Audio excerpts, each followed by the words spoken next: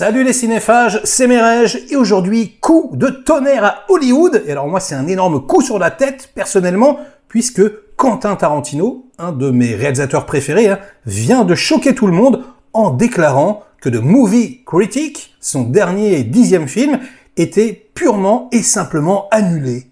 Voilà, il a tout pris, et il a tout jeté à la poubelle. Alors que pourtant, tout semblait aller pour le mieux. Il devait même shooter une journée en Californie, une histoire de taxes. Mais bon, voilà, il devait commencer le tournage, quoi, réellement, pour le poursuivre en 2025. Et il a tout mis à la poubelle, les enfants. Et c'est terrible. Mais moi, j'en étais baba de ce truc.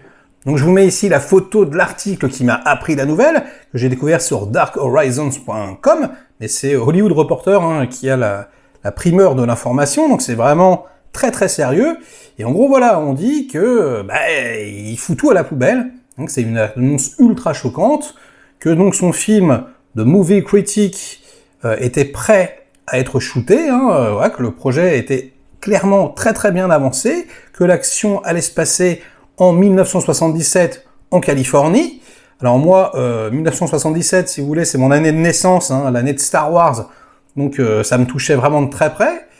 Et là où je suis proprement dégoûté, les enfants, c'est que The Movie Critic avait un high concept fulgurant, quelque part à la Cinéman, mais par Tarantino, je pense que ça aurait été beaucoup mieux, où on aurait pénétré à l'intérieur du cerveau d'un critique. On est toujours là, quand on fait des critiques de films, en train de dégommer les œuvres, on dit oui, ils auraient pas dû faire comme ça, le réalisateur il aurait dû enlever cette scène, il aurait dû plus filmer de telle façon, etc. Et on a envie de les altérer, ces films, de changer un petit peu leur forme. Et là, c'est ce que Tarantino voulait faire. Et notamment, un petit bijou de John Flynn, sorti en 1977, donc Légitime Violence, avec notamment Tommy Lee Jones, et écrit surtout par Paul Schrader, un de mes réalisateurs préférés, où il devait vraiment pénétrer à l'intérieur et remodeler complètement le film à sa sauce. Ça aurait été absolument génial. Vraiment, déjà ça, c'était épique pour moi. Et puis 77, comme je vous le dis, c'est l'année de Star Wars. À mon avis, ma main au feu, il aurait, un petit peu à la George Lucas, diront les mauvaises langues, qu'il aurait changé des trucs dans Star Wars, en tout cas, qui s'en seraient inspirés. Pour couronner le tout, on avait des annonces de casting complètement hallucinantes. Déjà, Brad Pitt, donc qui était censé, on sait pas trop, c'est une rumeur, mais reprendre son rôle de Once Upon a Time in Hollywood. Bon, pourquoi pas. Il y avait Tom Cruise en négociation. La vache, mais vous imaginez Tom Cruise chez Tarantino ? Pour moi, rien que cette annonce-là, tu veux voir le film absolument. Je veux dire, t'es là, tu te dis, alors, c'est tellement un bon directeur d'acteur, Cruise, Tarantino, mais des étincelles le truc. Alors peut-être que, je sais pas, peut-être que c'est Tom Cruise qui lui a dit, écoute mec, que tu veux pas qu'on fasse un film plutôt que je fasse un petit rôle, tu vas faire un énorme film avec Tom Cruise. Ça se trouve, c'est ça, j'aimerais bien, Et c'est le seul truc qui me redonnerait un peu le sourire. Mais bon, là c'est... Non, a priori, tout tombe à l'eau, Tom Cruise avec. Et puis moi, de façon un petit peu plus intime, j'ai envie de dire, il y avait l'épisode Bruce Willis. Vous savez, Bruce Willis, c'est mon papa du cinéma. Il a atteint d'aphasie, il peut plus tourner.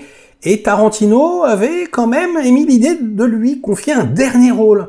Il avait dit, je vais négocier avec sa famille, je pense que c'est possible, de prendre le temps vraiment de lui rendre hommage, etc. Et donc, ça non plus, ça se fera pas. Donc, pas de Willis, pas de Tom Cruise, pas de Brad Pitt, pas d'œuvres qu'on réinvente. La vache, c'est horrible, mais je suis dégoûté alors.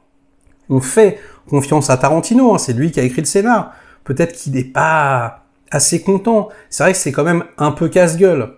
Surtout si le critique de film est cynique, ça veut dire qu'on va critiquer les critiques. Là, je vous explique pas. Le film, quand il va sortir, quand il va se faire démonter par tout le monde, si jamais les critiques en prennent pour leur matricule, ça aurait été intéressant en même temps. Peut-être que juste l'histoire va pas assez loin. Peut-être que, et ça arrive souvent dans le processus créatif, il a trouvé une meilleure idée. Peut-être que ça lui a ouvert un horizon, qui s'est dit, ah non, mais en fait, non. Si c'est son dernier film, parce que c'est ça aussi le problème. Il lui faut un truc, un feu d'artifice, l'apothéose, quoi. Et peut-être que ce scénario, il va atterrir dans les mains d'un autre réalisateur. Il l'a déjà fait, Ça fait longtemps qu'il l'a pas fait, mais voilà, True Romance, par exemple, c'était Tony Scott. Bon, il avait vendu son scénario avant, hein, mais bon, il pourrait le refaire, pourquoi pas. Je pense que tout n'est sûrement pas acheté, hein, notamment pas les dialogues, hein, les fameux dialogues Tarantino. Enfin, peut-être qu'il va réutiliser certaines choses. On est dans le flou le plus total. En tout cas, ce qui est sûr, c'est qu'ils ont intérêt à très très vite nous dire ce qu'il va faire.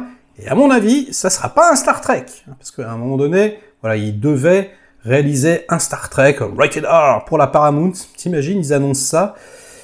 Bon, les fans veulent un Kill Bill 3. Non, on s'en fout de Kill Bill. On l'a déjà eu. On a eu un, le 2, c'est mortel. Bon, et pour finir cette vidéo, quand même, je rappelle ce que j'ai vu traîner dernièrement là. Je sais plus exactement sur quel site. En tout cas, voilà, un top 10 des films de Tarantino. Les enfants, regardez-moi dans les yeux. On est d'accord que c'est très facile, c'est dans l'ordre. Voilà. Le meilleur Tarantino, c'est Reservoir Dogs. Ensuite, c'est Pulp Fiction. Et ensuite, c'est Jackie Brown. Voilà. C'est pas compliqué. Et puis après, vous faites ce que vous voulez. Mais je veux dire, les trois, là, c'est la Sainte Trinité, les petits amis. Bon, eh bien, ça sera tout pour aujourd'hui. Croisons les doigts. Moi, je suis complètement dégoûté, mais voilà, on va lui faire confiance quand même. Peut-être qu'il a trouvé un truc encore meilleur. Et ben voilà, ça sera tout. Donc likez cette petite vidéo si elle vous a plu, diverti un minimum. Des likes là, sinon inondez-moi de commentaires comme d'habitude pour faire marcher le petit robot YouTube. Et nous, on se retrouve très vite pour de prochaines aventures. Ciao!